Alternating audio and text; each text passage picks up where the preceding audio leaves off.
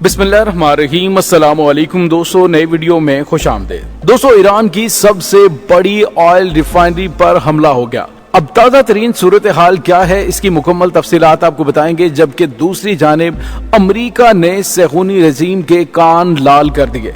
अमरीकी सदर जो बाइडन ने इसराइल को कहीं का ना छोड़ा। क्या इसराइल टूटने और तबाह होने के दहाने पर आ पहुंचा है? वीडियो की तफसील में जाने से पहले आप देख रहे हैं हकीकत की दुनिया डॉक्टर अली के साथ। हमारा चैनल सब्सक्राइब करके घंटी के निशान को दबाना मत भूलिएगा। इस वीडियो को ज्यादा से ज्यादा फेसबुक, व्हाट्सएप और सोशल मीडिया पर शेयर जरूर करें। शेयर और लाइक करने के साथ साथ कमेंट बॉक्स में पाक फौज जिंदाबाद, पाकिस्तान पाइंदाबाद और पाकिस्तान के गुमनाम हीरोज को सलाम का नारा कमेंट जरूर कीजिएगा। दोस्तों, एक बहुत बड़ी खबर है कि ईरान के शहर बंदर अब्बास की ऑयल रिफाइनरी में यकदम धमाका हुआ और उसके साथ ही बड़े पैमाने पर आग लग गई। ईरान पर इस तर्ज के पहले भी साइबर अटैक होते रहे हैं और नतंज की जौहरी तंसीबात पर भी साइबर अटैक के जरिए ही खलल पैदा किया गया और ईरान के एटमी प्रोग्राम को तबाह करने की कोशिश की गई। जबकि एक बार फिर ईरान के शहर बंदर अब्बास की ऑयल रिफाइनरी में जो आग लगी है और जो धमाका हुआ है, इसके बारे में जो क्या सराहियां की जा रही हैं वो मुमकिन तौर पर यही है कि इसराइल की जानिब से ऐसा कुछ किया गया है। दोस्तों, यहाँ पे आपको ये बताते चलें कि ईरानी मीडिया के मुताबिक ऑयल रिफाइनरी के स्टोर टैंकों में धमाका हुआ। ये ऑयल रिफाइनरी ईरान के जनूब में वाक़ है। सोशल मीडिया पर जारी वीडियो में आग लगने के बाद स्याह धुएं के गहरे बादल देखे जा सकते हैं। जबकि ईरानी हुकाम की जानिब से अभी तक कुछ भी वाज़ेह तौर पर नहीं बताया गया कि आखिर इसकी क्या वजह है, लेकिन मुमकिन तौर पर ईरान ने भी इसराइल जैसी पॉलिसी ही अपना रखी है कि अब वो खामोशी की पॉलिसी पर चलते हुए उनसे बदला लेने के लिए खामोशी से वार करते हैं। दोस्तों, ईरानी मीडिया की जानिब से कहा जा रहा है कि ऑयल रिफाइनरी में आग लगने से 8 अफराद जख्मी हुए। आग लगने की वजूहात जानने के लिए तहकीकात जारी हैं और मुमकिन तौर पर इसमें काफी बड़े पैमाने पर नुकसान हुआ है। दूसरी जानिब आपको ये भी बताते चलें कि सेहूनी रजीम जो अपनी मनमानियां अमेरिका की शय पर करता है, लेकिन इस वक्त अमेरिकी सदर जो बाइडन उनके नाज नखरे उठाते हुए नजर नहीं आ रहे। जब से अमेरिका में जो बाइडन बरसे इक़्तिदार आए, अमेरिकी हुकूमत की जानिब से इसराइल से बेतवज्जही बरती गई है। इस बेतवज्जही के बारे में दो किस्म की राय पाई जाती हैं। एक राय के मुताबिक इस बेतवज्जही की वजह अमेरिका की जानिब से यूक्रेन जंग के बायस रूस के मुकाबले में प्रॉक्सी वार पर पूरी तवज्जो मरकूज करना है। और इस बात का एक सबूत सदर जो बाइडन का वो बयान है जो उन्होंने एक प्रेस कॉन्फ्रेंस के दौरान दिया और कहा था कि व्हाइट हाउस की खारजा पॉलिसी को दरपेश मौजूदा चैलेंज रूस का मुकाबला करना और चीन से इक्तसादी मैदान में मुकाबलाबाजी करना। इसके बारे में एक और राय भी पाई जाती है जिसके मुताबिक अमेरिका और इसराइल के दरमियान ताल्लुकात में मौजूदा कशीदगी की वजह सदर जो बाइडन की जानिब से सहूनी वज़ीर आज़म बेंजामिन नेतन्याहू और उसकी काबीना से अदालती इस्लाहात मौखर कर देने का मुतालबा है। जब से अमेरिकी सदर जो बाइडन ने नेतन्याहू और उसकी काबीना से यह मुतालबा किया है कि वो अदालती इस्लाहात के इशू पर नरमी का मुजाहरा करें और फिलहाल पीछे हट जाएं, उस वक्त से खुद नेतन्याहू और उसकी काबीना में शामिल वज़रा ने अमेरिकी सदर पर शदीद तनकीद शुरू कर दी है। सेहूनी रजीम के वज़ीर दाखिला ने अमेरिकी सदर जो बाइडन को खबरदार किया कि इसराइल एक खुद मुख्तार रियासत है और वो किसी भी बैरूनी दबाव या डिक्टेशन को कबूल नहीं करेगा, चाहे वो इसका बेहतरीन दोस्त ही क्यों ना हो। दोस्तों, ये तो दो मुख्तलिफ राय हैं और इनमें से कौन सी राय हकीकत से ज्यादा करीब है? बज़ाहिर यूं दिखाई देता है कि मुख्तलिफ महाजों पर बहुत ज्यादा मुश्किलात के पेश नजर अमरीकी हुक्मरानों ने मशरिक़ वुस्ता में तनाव कम करने की पॉलिसी इख्तियार कर रखी है।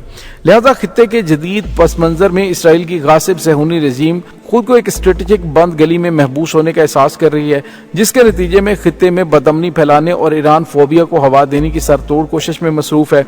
अमरीका इसराइल ताल्लुकात के पैराए में बहुत से अहम वाक़यात रूनुमा हुए हैं जिनकी माजी में मिसाल नहीं मिलती।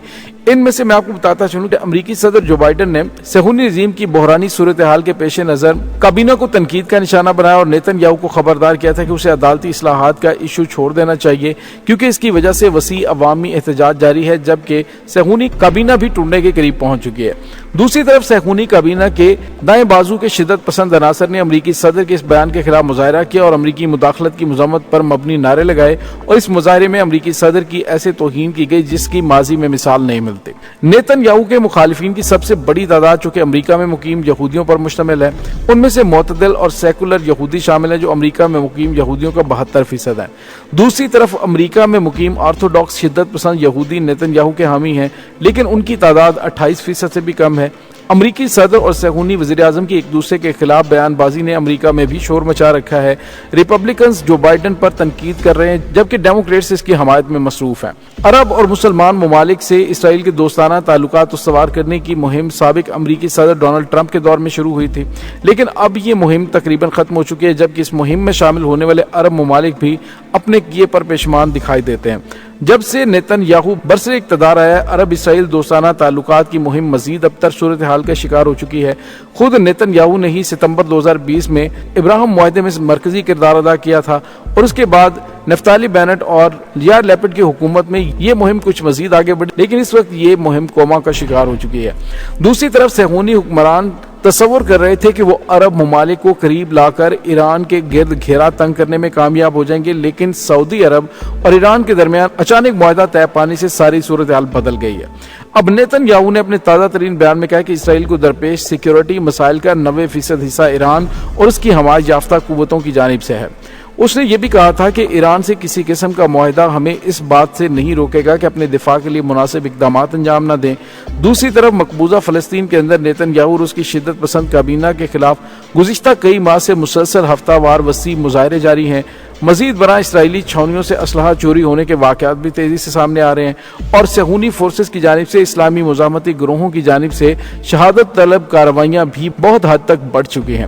یہ تمام امور اس بات کی نشاندہی کرتے ہیں کہ غاصب صہیونی رژیم شدید بنیادی مسائل کا شکار ہے اور اسے ایران کے مقابلے میں اسٹریٹجک ناکامیوں کا سامنا ہے۔ اب سوال یہ پیدا ہوتا ہے کہ آخر اسرائیل اس کے بعد کرے گا کیا؟ تو دوستو، ایران کی جانب سے تو پہلی تیاریاں کر لی گئی ہیں۔ سعودی عرب کے ساتھ تعلقات بہتر ہونے کے بعد ایران کی پوزیشن مزید مستحکم ہو چکی ہے، اور امریکہ کو بھی اندازہ ہو چکا ہے کہ اگر اس نے اب اسلامی ممالک خاص طور پر ایران اور سعودی عرب کے ساتھ معاملات کو خراب کرنے کی کوشش کی تو پھر اس کی خطے کے اندر اجارہ داری مکمل طور پہ ختم ہو جائے گی، اور امریکہ کی افواج جو خطے کے اندر کسی بھی حوالے سے موجود ہیں ان کو نہ صرف وہاں سے بھاگنا پڑے گا، بلکہ یہاں سے بھاگنے کے بعد دیگر ممالک کے اندر بھی اس کا اثر و رسوخ آہستہ آہستہ دم توڑنا شروع ہو جائے گا۔ اسی وجہ سے وہ چاہتا ہے کہ وہ ایسے محاذوں پر بالکل بھی پنگے بازی نہ کرے جن محاذوں پر اسے شکست کا سامنا کرنا پڑ سکتا ہے۔ دوسری جانب اسرائیل کی غاصب صہیونی رژیم اس وقت اپنے اندر ہی کئی محاذوں سے روبرو ہو چکی ہے۔ یہ محاذ شمال سے لے کر جنوب تک اور مشرق سے لے کر مغرب تک اسے اپنی لپیٹ میں لے چکے ہیں۔ گزشتہ چند مہینوں کے دوران اسرائیلی شہروں میں مزاحمتی کارروائیاں کی گئی ہیں۔ مقبوضہ فلسطین کے باہر سے صہیونی بستیوں پر برسائے جانے والے راکٹس، اس کے علاوہ ایک مصری سپاہی محمد لاہ کی صحرائے سینا میں مزاحمتی کارروائی اور غزہ اور مغربی کنارے میں ایک ساتھ اسلامی مزاحمت کا طاقتور ہو جانا غاصب صہیونی رژیم کے لیے ڈرانے خواب سے کم نہیں ہے۔ دوسری طرف مغربی کنارے میں عرین الاسود جیسے نئے اسلامی مزاحمتی گروہوں کا ابھر کر سامنے آنا بھی اس حقیقت کا واضح ثبوت ہے کہ گزشتہ چند اشروں میں صہیونی رژیم کو حاصل ہونے والی کامیابیوں کی اصل وجہ اس کی طاقت نہیں بلکہ عرب اور اسلامی حکمرانوں کی کوتاہیاں تھیں۔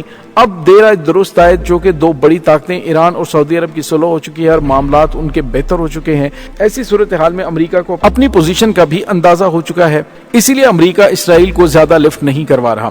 اب آپ دیکھیے کہ اسرائیل کی جانب سے خطے کے اندر اپنا اثر و رسوخ بڑھانے کے لیے کوئی بھی مسلح کارروائی کی جا سکتی ہے، لیکن ایران اور اس کی پراکسیز کی جانب سے اسرائیل کو جس طرح سے ٹف ٹائم دیا جا رہا ہے، ممکن نہیں ہے کہ اسرائیل کی جانب سے کوئی اس طرح کا قدم اٹھایا جائے جو اس کے خاتمے کا نقطہ آغاز ثابت ہو۔ دوستو، اس تمام صورتحال کے بارے میں آپ کا کیا کہنا ہے؟ کمنٹ سیکشن میں اپنے خیالات کا اظہار ضرور کیجیے گا۔ اس کے ساتھ ہی ڈاکٹر علی کو اجازت دیجیے، انشاءاللہ بہت جلد ملتے ہیں ایک نئی ویڈیو میں۔ تب تک کے لیے اپنا بہت سارا خیال رکھیے گا۔ پاک فوج زندہ باد، پاکستان پائندہ باد، پاکستان کے گمنام ہیروز کو سلام، اللہ وارث۔